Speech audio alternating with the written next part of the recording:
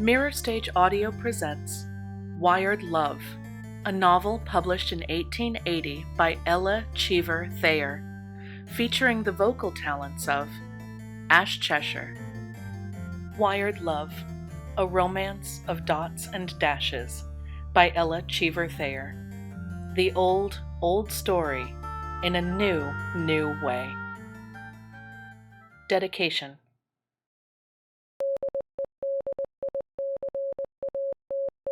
Dedicated to the memory of a dear friend, but for whom this little work had never been.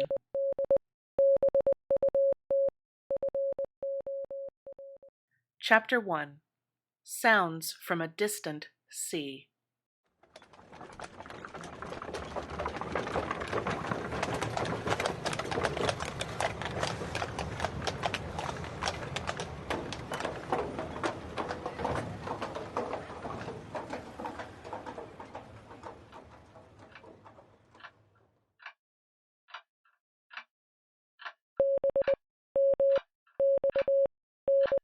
Just a noise, that is all, but a very significant noise to Miss Natalie Rogers, or Natty, as she was usually abbreviated, a noise that caused her to lay aside her book and jump up hastily, exclaiming with a gesture of impatience, "Somebody always calls me in the middle of every entertaining chapter!" For that little noise, that little clatter, like and yet too irregular to be the ticking of a clock, expressed to Natty those four mystic letters, BMXN, which same four mystic letters interpreted meant that the name, or to use the technical word, call, of the telegraph office over which she was present sole presiding genius was BM, and that BM was wanted by another office on the wire, designated as XN. A little out-of-the-way country office, some 50 miles down the line, was XN, and as Natty signaled in reply to the call her readiness to receive any communications therefrom, she was conscious of holding in some slight contempt the possible abilities of the human portion of its machinery. For who but an operator very green in the profession would stay there? Consequently, she was quite unprepared for the velocity with which the telegraph alphabet of sounds in dots and dashes rattled over the instrument, appropriately termed a sounder, upon which messages are received, and found herself wholly unable to write down the words as fast as they came. "Dear me," she thought rather nervously, "the country is certainly ahead of the city this time. I wonder if this smart operator is a lady or gentleman?" And, notwithstanding all her efforts, she was compelled to break, that is, open her key, thereby breaking the circuit, and interrupting XN with the request, "Please repeat." XN took the interruption very good-naturedly. It was after dinner, and obeyed without expressing any impatience. But, alas, Natty was even now unable to keep up with this too expert individual of uncertain sex, and was obliged again to break with the humiliating petition, "Please send slower." "Oh," responded XN. For a small one, "oh" is a very expressive word, but whether this particular one signified impatience, or, as Natty sensitively feared, contempt for her abilities, she could not tell. But certain it was that XN sent along the words now in such a slow, funereal procession that she was driven half frantic with nervousness in the attempt to piece them together into words. They had not proceeded far, however, before a small, thin voice fell upon the ears of the agitated Natty. "Are you taking a message now?" it asked. Natty glanced over her shoulder and saw a sharp, inquisitive nose, a green veil, a pair of eyeglasses, and a strained smile sticking through her little window. Nodding a hasty answer to the question, she wrote down another word of the message that she had been able to catch, notwithstanding the interruption. As she did so, the voice again queried, "Do you take them entirely by sound?"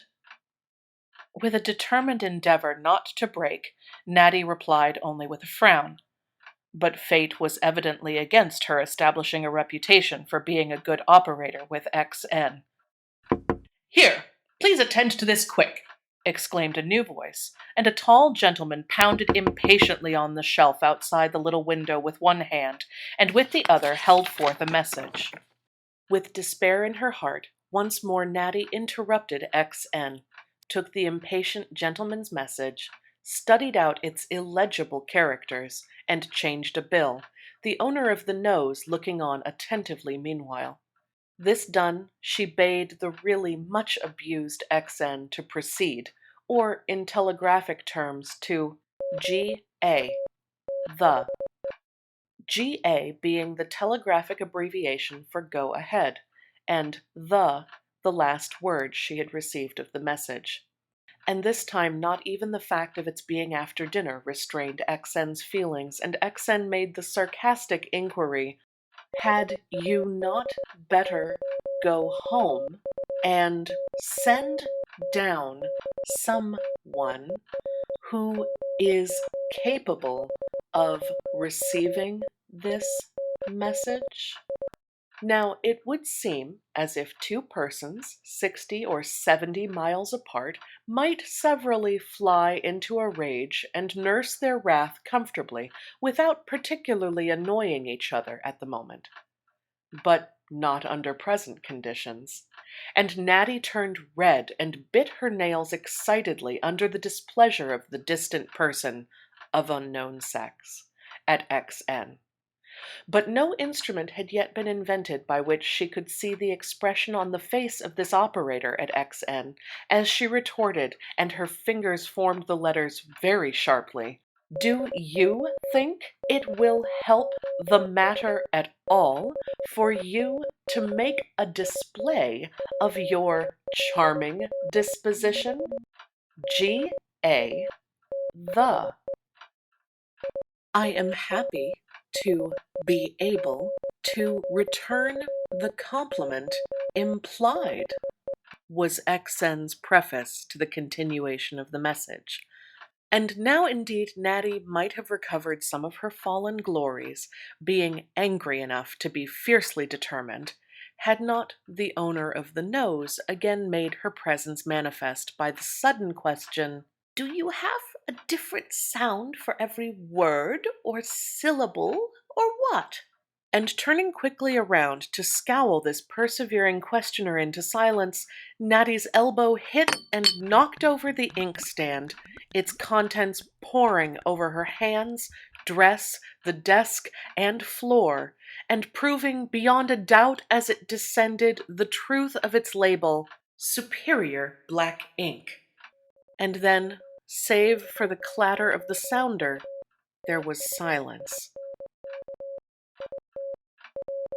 For a moment, Natty gazed blankly at her besmeared hands and ruined dress, at the sounder and at the owner of the nose, who returned her look with that expression of serene amusement often noticeable in those who contemplate from afar the mishaps of their fellow beings. Then, with the courage of despair, she for the fourth time broke XN, saying with inky impression on the instrument, "Excuse me, but you will have to wait. I am all ink, and I am being cross-examined." Having thus delivered herself, she turned a deliberately deaf ear to XN's response, which, judging from the way the movable portion of the sounder danced, was emphatic. "A little new milk will take that out," complacently said the owner of the nose, watching Natty's efforts to remove the ink from her dress with blotting paper. "Unfortunately, I do not keep a cow here," Natty replied tartly. Not quite polite in Natty, this, but do not the circumstances plead strongly in her excuse? For remember, she was not one of those impossible angelic young ladies of whom we read, but one of the ordinary human beings we meet every day.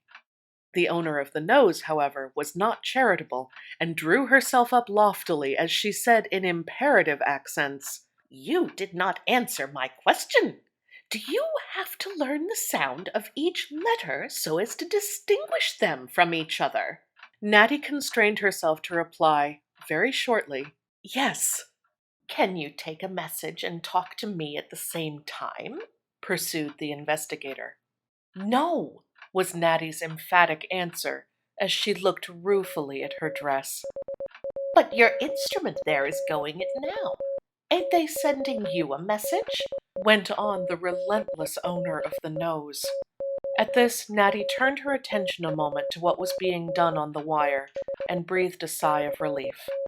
For XN had given place to another office, and she replied, "No, some office on the wire is sending to some other office."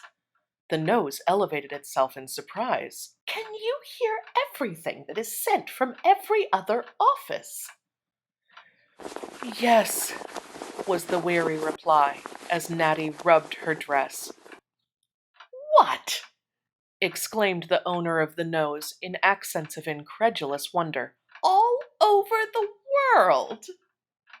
"Certainly not. Only the offices on this wire. There are about 20, was the impatient reply. "Ah!" evidently relieved. "But," considering, "supposing you do not catch all the sounds, what do you do then?" "Break." "Break? Break what? The instruments?" queried the owner of the nose perplexedly, and looking as if that must be a very expensive habit. "Break the circuit, the connection. Open the key and ask the sending office to repeat from the last word I have been able to catch." Then, seeing unmistakable evidence of more questions in the nose, Natty threw the ink-soaked blotting paper and her last remnant of patience into the wastebasket, and added, "But you must excuse me, I am too busy to be interrupted longer, and there are books that will give you all the information that you require." So saying, Natty turned her back, and the owner of the nose withdrew it, its tip glistening with indignation as she walked away. As it vanished, Natty gave a sigh of relief, and sat down to mourn her ruined dress. Whatever may have been her previous opinion, she was positive now that this was the prettiest, the most becoming dress she had ever possessed or might ever possess. Only the old, old story. We prize most what is gone forever. "And all that dreadful man's or woman's fault at XN," cried Natty savagely. Unjustly, too, for if anyone was responsible for the accident, it was the owner of the nose. But not long did Natty dare give way to her misery. That fatal message was not yet received.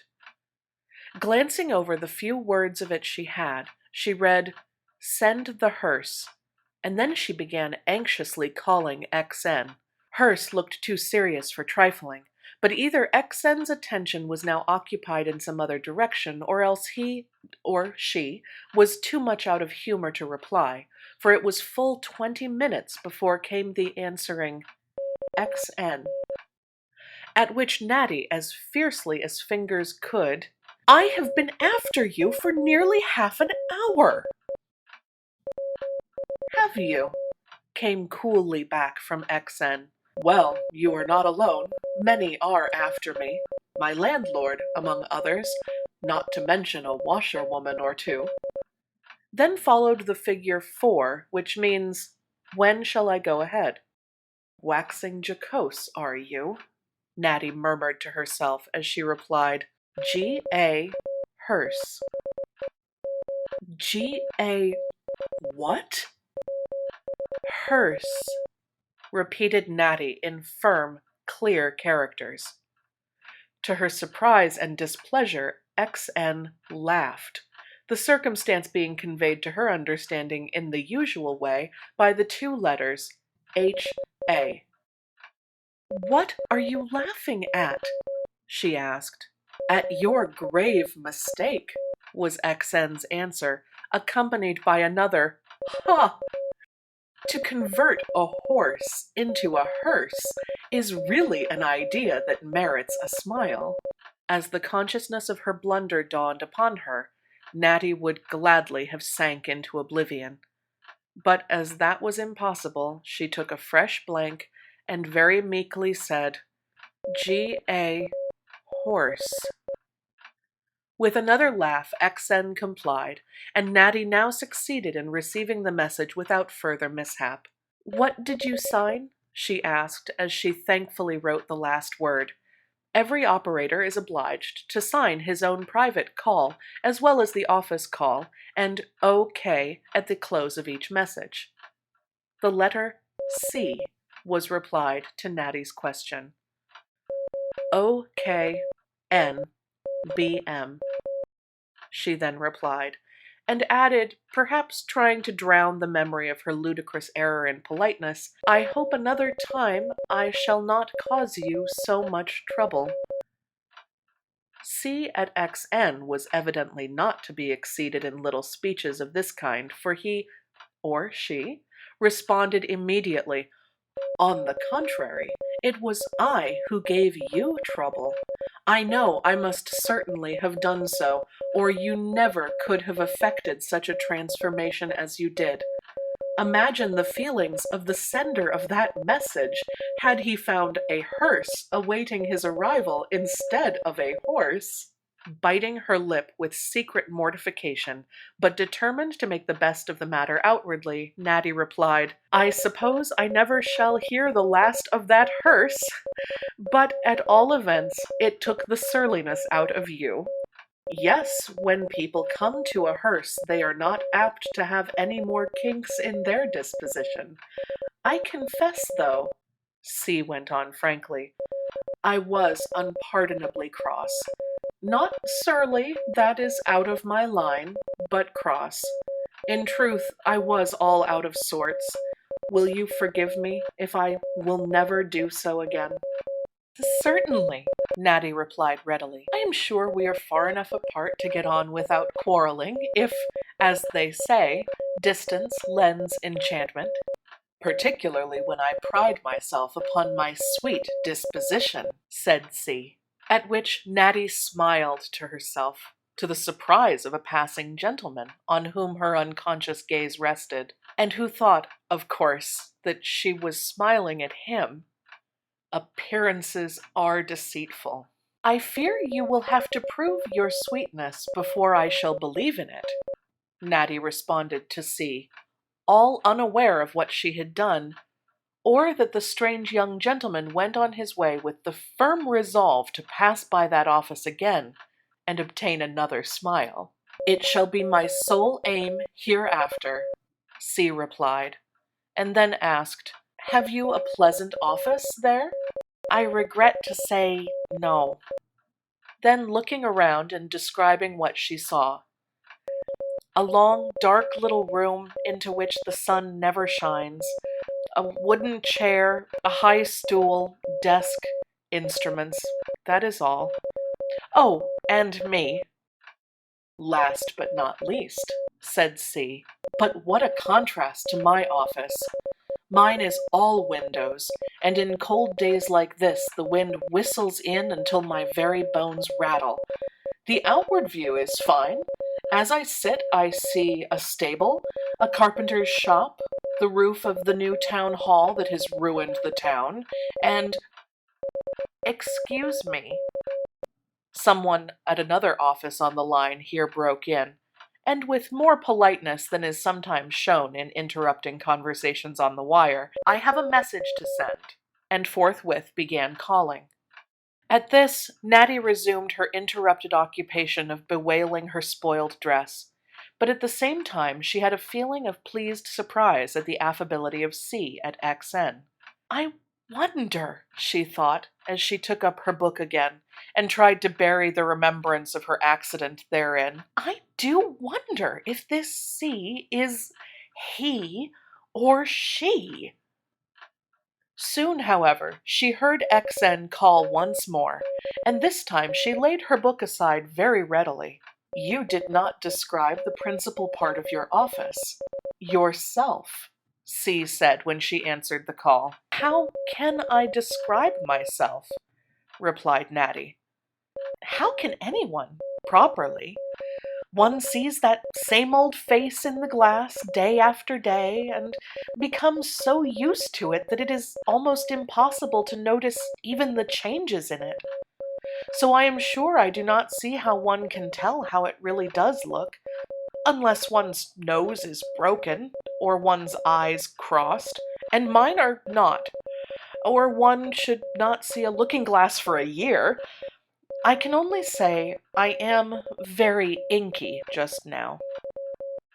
Oh, that is too bad, C said. Then, with a laugh, it has always been a source of great wonder to me how certain very plain people of my acquaintance could possibly think themselves handsome, but I see it all now. Can you not, however, leave the beauty out and give me some sort of an idea about yourself for my imagination to work upon?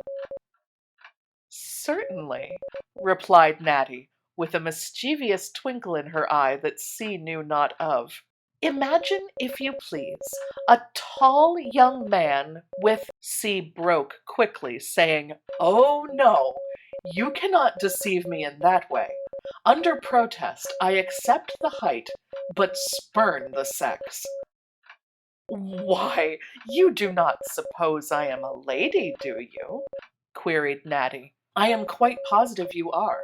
There is a certain difference in the sending of a lady and gentleman that I have learned to distinguish. Can you truly say I am wrong? Natty evaded a direct reply by saying, people who think they know so much are often deceived.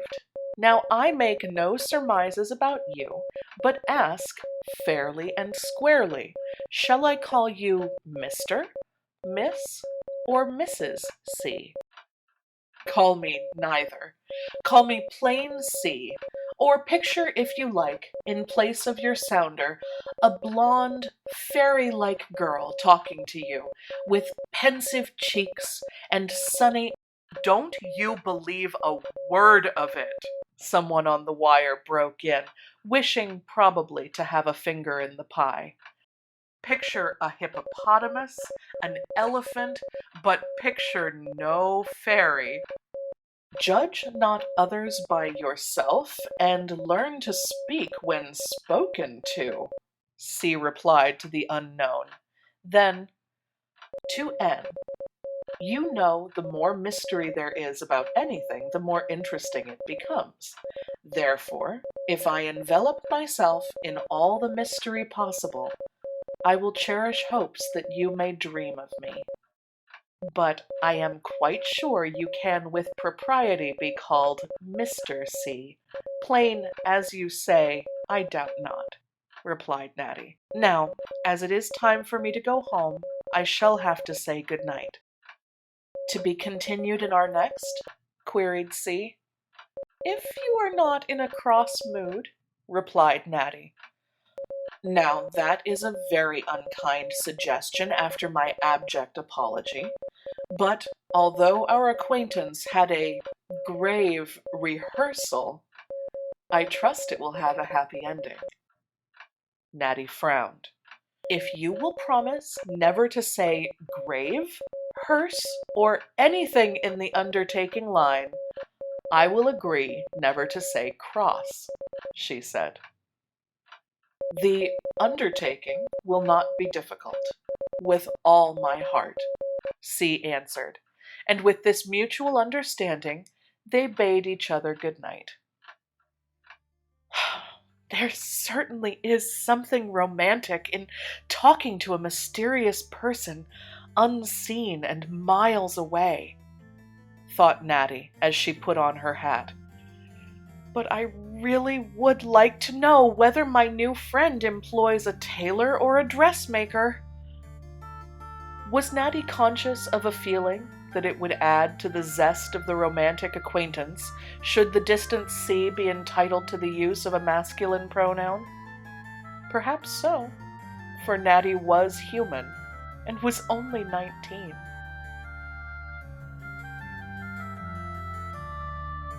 Chapter 1 of Wired Love was brought to you by the Mirror Stage Audio Theater and was recorded and produced by Ash Cheshire. Wired Love was written by Ella Cheever Thayer, published in 1880. The Wired Love theme song is Dial M by twinmusicom.org.